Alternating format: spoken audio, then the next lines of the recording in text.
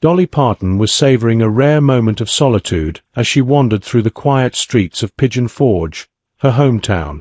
The golden glow of the setting sun bathed the sidewalks in warmth, and she cherished the feeling of simply blending into the crowd. No cameras, no entourage, just her, lost in thought. As she rounded a corner, her eyes landed on a man sitting against a worn brick wall. His clothes were ragged, his shoes barely holding together, and in front of him sat a small tin cup with only a few scattered coins. He looked exhausted, yet in his eyes there was a flicker of resilience, something that instantly caught Dolly's attention. "Excuse me, ma'am," the man called out, his voice raspy as he lifted his head to meet her gaze. "Could you spare $1? Just enough for a bite to eat." Dolly stopped in her tracks. It wasn't the first time she'd been approached by someone in need, but something about him made her hesitate. Was it the quiet dignity in his voice that seemed to push against his hardships? Or maybe it was the smudged wedding ring on his finger, hinting at a deeper story she could only begin to imagine. $1, she murmured, reaching into her purse. But just as she was about to pull out a bill, the peaceful evening shattered. Tires screeched as a car careened around the corner, its headlights glaring while it sped recklessly close to the sidewalk. Dolly barely had time to step back before the vehicle roared past, missing her by inches. "Watch out!" the man shouted, his voice sharp with urgency as he instinctively moved between her and the speeding car. In that instant, it was as if he forgot his own frailty, standing in front of her protectively. Dolly's heart pounded. "Are you all right?" she asked, her voice unsteady with concern. "I'm fine," he answered, though his hands trembled. "But ma'am, you shouldn't be here. It's not safe in this part of town at night." And in that moment, Dolly realized, this man wasn't just another face in the crowd. He had a story. And maybe, just maybe, there was a strength in him that went deeper than what met the eye. Right then and there, Dolly decided she had to know more. For a moment, she stood frozen, the echoes of screeching tires slowly fading into the distance. Her heart still pounded in her chest, yet her focus remained locked on the man before her. His shoulders sagged under the weight of exhaustion, but something in his stance refused to bend, a quiet determination that piqued her curiosity. "What's your name?" she asked, her voice gentle yet steady. The man hesitated, as if debating whether sharing his name was worth the risk. "Earl," he finally said. "Earl Jenkins."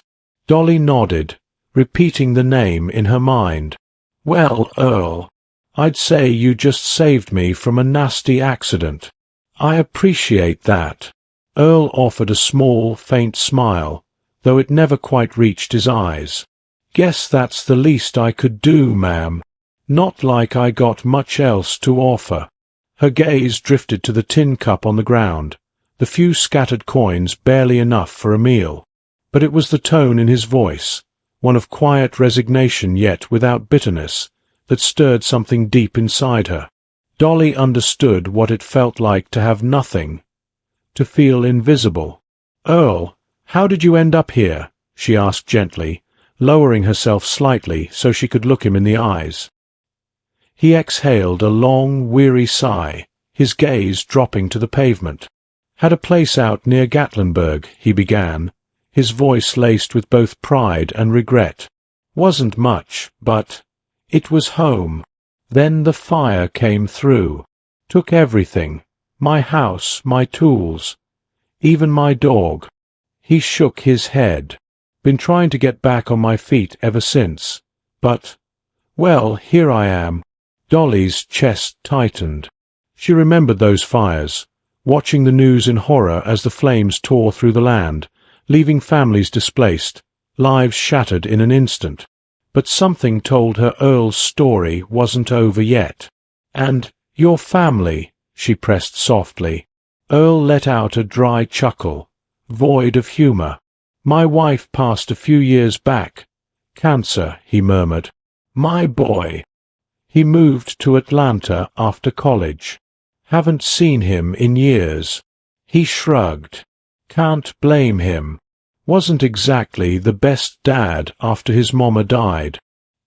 He rubbed his hands together, as if trying to shake off the cold, even though the evening air was mild. Guess I just couldn't keep it all together. Dolly swallowed hard, feeling a lump rise in her throat. Without hesitation, she reached into her bag, pulling out a neatly folded $20 bill, then held it out to him. Here, Earl. This'll get you more than just a bite to eat. Earl stared at the bill, his expression unreadable. That's too much, ma'am. I can't. You can, she cut in firmly, pressing the money into his hand. He blinked, his lips pressing together as he gripped the bill tightly. You're too kind, ma'am. Folks like you don't come around here much. Well, Earl, Dolly said with a small smile, maybe that's the problem. More folks ought to come around. Just as she stood, a group of rowdy teenagers appeared at the end of the street, their laughter bouncing off the walls. One of them spotted Earl and snickered. Hey, old man. Still begging for scraps. Earl stiffened, his fingers tightening around the tin cup. Dolly turned sharply toward the boys, her voice cool but commanding. You better think twice before disrespecting someone who's lived more life than you ever will. The boys hesitated, exchanging uneasy glances, before backing away into the night. Earl exhaled slowly, his shoulders relaxing. You didn't have to do that, ma'am. Maybe not, Dolly replied, her tone unwavering, but I did. As the street grew quiet again, Dolly's mind raced with possibilities. Earl needed more than a hot meal. He needed a chance. He needed a way to rebuild the life the fire had stolen from him. And if there was one thing Dolly Parton knew, it was how to turn ashes into something beautiful. The image of Earl stayed with Dolly as she walked away from the alley. His face, his story, all lingering in her heart. She knew she couldn't leave him behind with nothing more than a $2 bill. Earl needed more than that. He needed hope. But just before she could turn back, a loud clatter rang out behind her. Spinning around, she saw two men towering over Earl. One had knocked over his tin cup, sending the few coins he'd collected scattering across the ground. I told you to get lost, old man, one of the men barked, kicking at Earl's wheelchair. Dolly's heart skipped a beat. Without hesitation, she ran back. Hey, she called out, her voice sharp and commanding. Leave him alone. The two men froze, turning to face her. One of them sneered. What's it to you, lady? Dolly planted herself firmly in front of Earl, her eyes blazing with determination. It's my business because I'm not about to stand by and watch cowards like you pick on someone who's already down. Now get out of here before you regret it. For a moment, it looked like the men might resist, but then they recognized her. Dolly Parton wasn't just a name. They felt the power in her presence. Mutters under their breath, they slunk off into the shadows. Earl, still visibly shaken, looked up at her. Why'd you do that? Most folks would have just walked on by. Dolly knelt beside him, picking up his overturned cup and gathering the scattered coins. Because I'm not most folks, Earl. Nobody deserves to be treated like that. Earl nodded slowly, his eyes glistening with unshed tears. I don't even know how to thank you. You don't need to, she replied, handing him the cup. But deep down, she knew this couldn't be the end. She couldn't just walk away, not after what she had seen. Earl, she said, her voice gentle but firm, meet me back here tomorrow morning. I have an idea that might help. Earl blinked at her, his expression a mix of curiosity and disbelief. What kind of idea? Dolly smiled softly, placing a reassuring hand on his shoulder. You'll see. But for now, get yourself something to eat. Earl tried to get some rest, but the night weighed heavily on him. Sitting in his usual corner, he clutched the $20 bill Dolly had given him, unable to shake the feeling that it all felt too good to be true. Why would someone like her, a global icon, a living legend, care about someone like him? His life had been reduced to scraps of dignity, barely enough to hold on to. And yet, her words sparked something inside him, a flicker of hope he hadn't felt in years. Morning came slowly, the first rays of sunlight creeping over the buildings.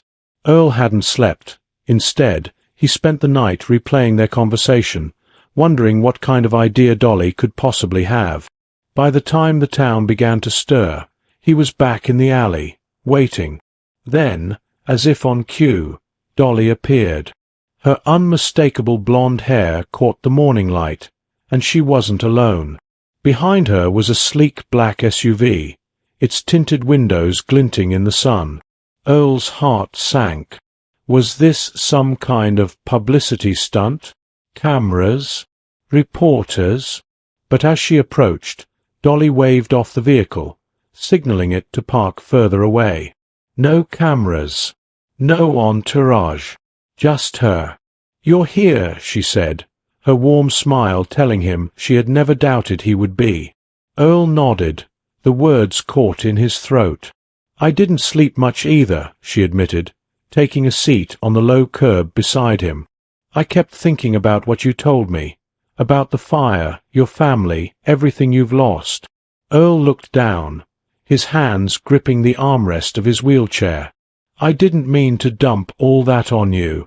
You've got bigger things to worry about." Dolly chuckled softly. "You'd be surprised. Sometimes, the biggest thing we can do is help someone right in front of us. Now, Earl, I've got a plan, but it's going to take a little trust." Earl frowned slightly, his curiosity piqued. "What kind of plan?" Dolly leaned in, her voice lowering as if sharing a secret. "I want to help you get back on your feet.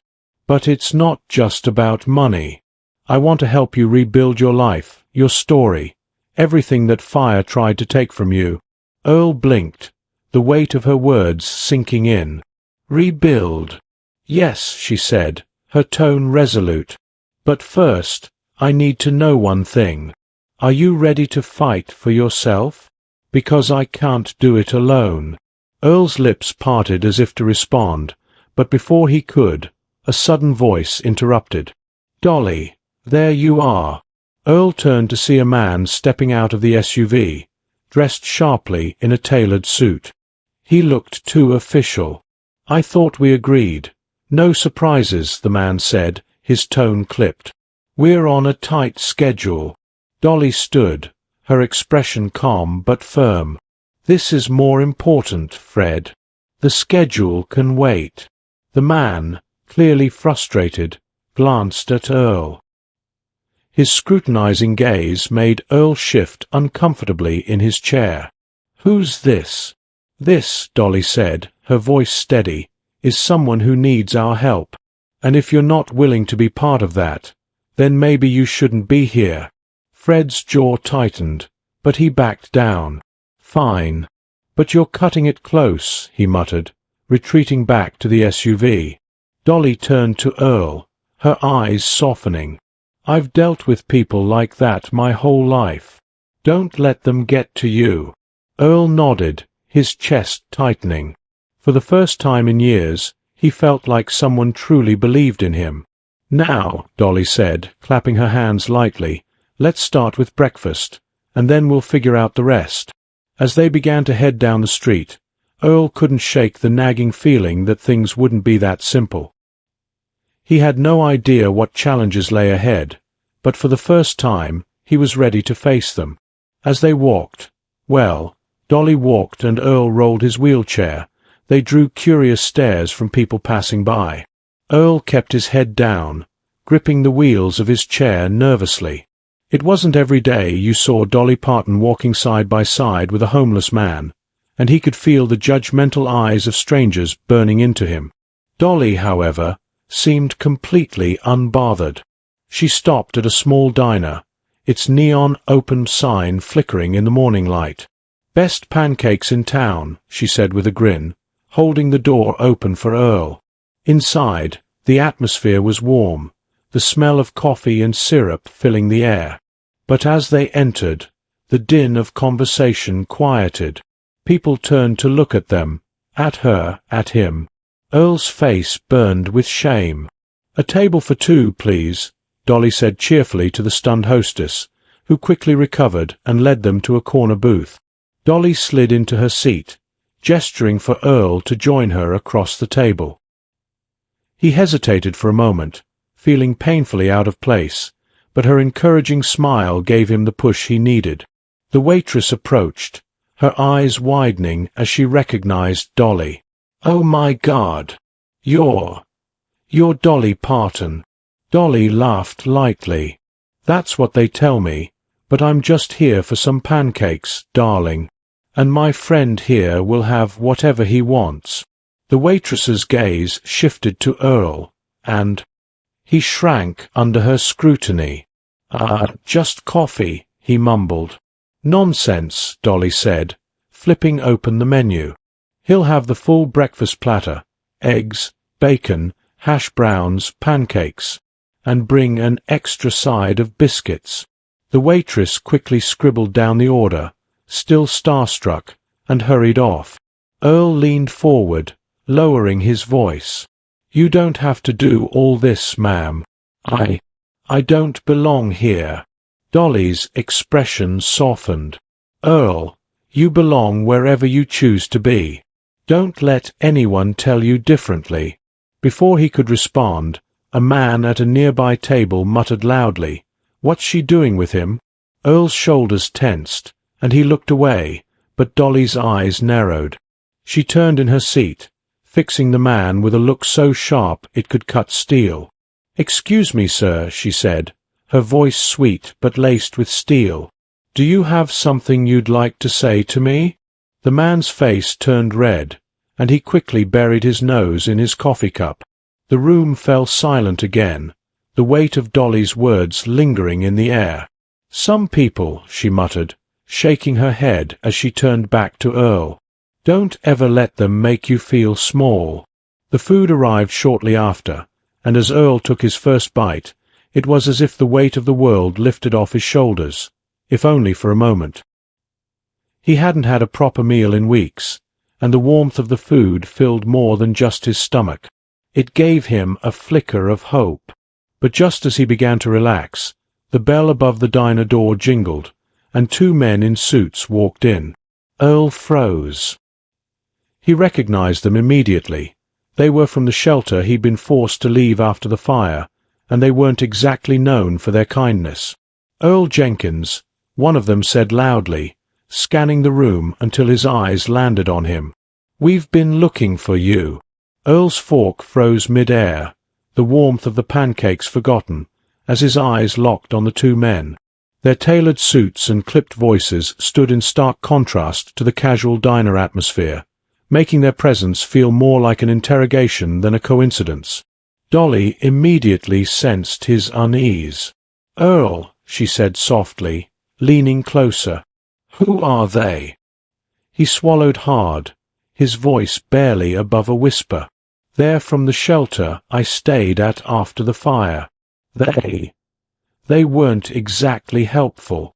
The taller of the two men approached the booth, his sharp gaze moving between Earl and Dolly.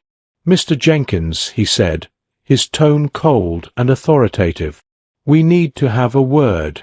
Dolly straightened in her seat, her signature charm giving way to a steely resolve. "If you have something to say, you can say it right here." The man's eyes flicked to her, a flicker of recognition crossing his face before he dismissed her with a slight sneer. "This doesn't concern you, ma'am." Dolly leaned back, crossing her arms. "Oh, I think it does. Earl here's my guest, and I'd appreciate it if you'd explain why you're disrupting our breakfast."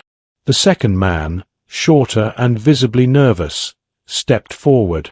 "We've been looking for Mr. Jenkins because he owes the shelter money." He left without settling his balance. Earl's hands clenched around his fork. I left because you kicked me out. I didn't owe you anything. I couldn't even afford to stay there. The taller man's smirk grew colder. Rules are rules, Mr. Jenkins. You stayed past the allotted time without contributing to the shelter's upkeep. That debt doesn't just disappear. Dolly's eyes narrowed. You're telling me you threw a man out on the street after he lost everything? And now you're here to shake him down for more? That's disgraceful. The shorter man shifted uncomfortably, but his colleague stood firm. We don't make the rules, ma'am. We just enforce them. Well, Dolly said, her voice icy, maybe it's time someone looked into your rules, because from where I'm sitting, they're not worth the paper they're written on. Earl lowered his head. His face flushed with shame. I'll figure it out, he murmured. Just let me finish my breakfast, and I'll go with you. Dolly reached across the table, her hand gently resting on his. No, Earl. You're not going anywhere with them. Turning back to the men, her voice hardened. If you think for 1 second I'm going to let you drag him out of here like some criminal, you've got another thing coming. The taller man opened his mouth to protest, but Dolly cut him off. You want his debt settled? Fine. You'll have your money by the end of the day. But let me make one thing clear. If I find out you've treated anyone else like this, you'll be answering to more than just me. Understand? The two men exchanged a glance, the shorter one looking like he was ready to fold, but the taller man hesitated. You think you can just... Do you know who I am? Dolly interrupted, her voice calm but deadly serious. The man froze. Yes, ma'am. Then you know I keep my promises. Now, if you'll excuse us, my friend and I have breakfast to finish. The taller man's jaw tightened, but he nodded curtly and motioned for his colleague to follow. As they left, the tension in the diner eased, and conversation slowly resumed. Earl exhaled shakily, his hands trembling as he set his fork down. You didn't have to do that, ma'am. Now you're stuck dealing with my mess. Dolly shook her head. You're not a mess, Earl. You're just a man who's been through hell. And if I have anything to say about it, you're going to come out the other side stronger. Earl's eyes glistened with unshed tears. For the first time in years, he felt like someone saw him, not as a problem, but as a person. But as the two continued their breakfast, Dolly couldn't shake the feeling that this was only the beginning. Whatever had brought Earl to this point wasn't over yet, and she was determined to see it through, no matter what it took. As the morning stretched on, Dolly and Earl stepped out of the diner. The warmth of breakfast lingered, but the tension from earlier still hung in the air. Earl wheeled himself along the sidewalk, his mind racing with thoughts of what had just happened. He couldn't shake the feeling that this temporary moment of peace was just that, temporary. I don't know how to thank you, he said, his voice low as he glanced up at Dolly. But you don't have to keep putting yourself out for someone like me. Dolly stopped in her tracks and turned to face him, her hands resting firmly on her hips. Earl, I've told you before, and I'll say it again, you're worth it. Don't let anyone make you feel like you're not. Before he could respond, the screech of tires pierced the air. A familiar black SUV pulled up to the curb, and Fred, Dolly's assistant, stepped out. His expression was a mix of frustration and concern. Dolly, he said, his voice sharp but measured. I just got a call. Those shelter guys, they're not done. They've gone to the press, and now reporters are asking why you're defending someone with unpaid debts. Earl froze, his stomach sinking. They're going to ruin you, he muttered, all because of me. Dolly's jaw tightened, but her voice remained steady. Let them try. Fred stepped closer, lowering his voice. It's not just about the press. They've contacted the city council. They're pushing to have him banned from public spaces, calling him a nuisance. If we don't do something, Earl's going to lose what little he has left." Dolly's gaze shifted to Earl, who sat in his wheelchair, his shoulders slumped under the weight of yet another blow. But instead of despair, she felt a fire ignite within her. She wasn't just going to help Earl, she was going to fight for him. "Get me their names," she said to Fred, her voice firm and determined. "Call the mayor's office. I've got a few things to say." Fred hesitated. "Dolly, are you sure? This could get messy." She turned to him, her eyes blazing. "Fred, the world's already messy. The only way it gets better is if we roll up our sleeves and do something about it." Fred reluctantly nodded and returned to the SUV. Dolly crouched down beside Earl. "You've been fighting alone for too long, Earl, but not anymore." Earl shook his head, his voice breaking. "Why? Why would you do all this for me?" Dolly smiled softly, placing a hand on his. "Because someone once did it for me, and now it's my turn." The next morning, the small town of Pigeon Forge buzzed with whispers. Outside the town hall, a crowd had gathered, reporters, townsfolk, and even some of the same men from the shelter who had threatened Earl the day before. At the center of it all stood Dolly Parton. Her presence was commanding yet calm. Earl sat nearby, watching the scene unfold with a mix of apprehension and disbelief. He still couldn't believe how his life had gone from the shadows of a back alley to the spotlight of a public fight. As Dolly stepped up to the podium, the murmurs faded. She scanned the crowd, her gaze steady, before speaking. "Ladies and gentlemen," she began, her voice resonating with conviction. "I stand here today not as a celebrity, but as someone who believes in the dignity of every human being. Earl Jenkins is a man who lost everything in the fire, his home, his belongings, even his hope. And instead of finding support, he was met with bureaucracy, judgment, and cruelty." The crowd stirred, some nodding in agreement while others whispered among themselves. The shelter officials shifted uncomfortably, their earlier bravado replaced by unease. Dolly continued, "I've seen what kindness can do. I've seen how one act of compassion can change a life, and I refuse to stand by while a good man like Earl is treated as if he doesn't matter. So today, I'm not just here to defend Earl. I'm here to start something bigger." She gestured toward Fred, who stepped forward with a large envelope. "This," she said, holding it up, "is a check to cover not just Earl's so-called debt, but enough to ensure that no one else in this town will ever be turned away from help when they need it most." The crowd erupted in applause. The sound washed over Earl like a tidal wave. Tears filled his eyes as he looked at Dolly, who gave him a reassuring smile. "But that's not all," she added, her voice rising above the noise. "Earl doesn't just deserve to survive. He deserves to thrive. That's why I'm also partnering with local businesses to help Earl get back on his feet, starting with a job and a place to live." The applause grew louder, and Earl could hardly believe what he was hearing. As Dolly stepped down from the podium, she walked over to him, kneeling beside his wheelchair. "Earl," she said softly, "it's time for you to believe in yourself again. You've got people rooting for you now." He wiped his eyes, his voice trembling.